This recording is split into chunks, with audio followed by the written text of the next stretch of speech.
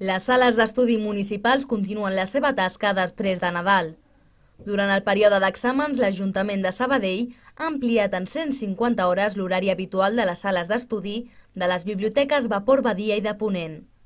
La Biblioteca Vapor Badia obre fins al 8 de febrer durant tota la setmana de 10 del matí a 12 de la nit i els caps de setmana d'11 del matí a 8 del vespre.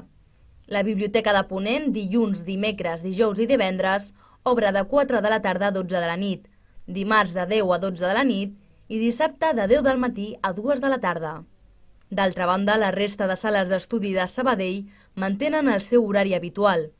Tota la informació de les diferents sales es pot consultar a la web www.sabadell.cat/bims a l'apartat Sala d'Estudi. Un altre municipi del Vallès que també segueix aquesta línia és l'Ajuntament de Cerdanyola. Aquest ha reobert l'aula d'estudi nocturn de la Biblioteca Can Altimira fins al 7 de febrer. L'obertura d'aquestes sales respon a una demanda que teníem de la gent jove de la ciutat, doncs de trobar uns espais per poder estudiar còmodament en aquests períodes d'exàmens més intensos. Aquesta sala obre les seves portes de dilluns a divendres de 8:45 a 1 de la matinada i els dissabtes de 4 de la tarda a 8 del vespre.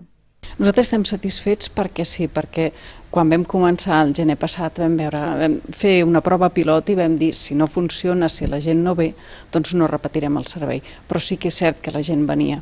I a més hem fet unes enquestes de valoració que passem a tots els usuaris, hem ajustat els horaris a la demanda de tots els usuaris i de fet alguns també demanen que això fos durant tot l'any i que sempre hi hagués la possibilitat de tenir un espai on anar a estudiar. L'objectiu d'aquestes sales és que els estudiants d'aquests dos municipis del Vallès puguin preparar els seus exàmens amb les majors facilitats possibles per part de l'Ajuntament.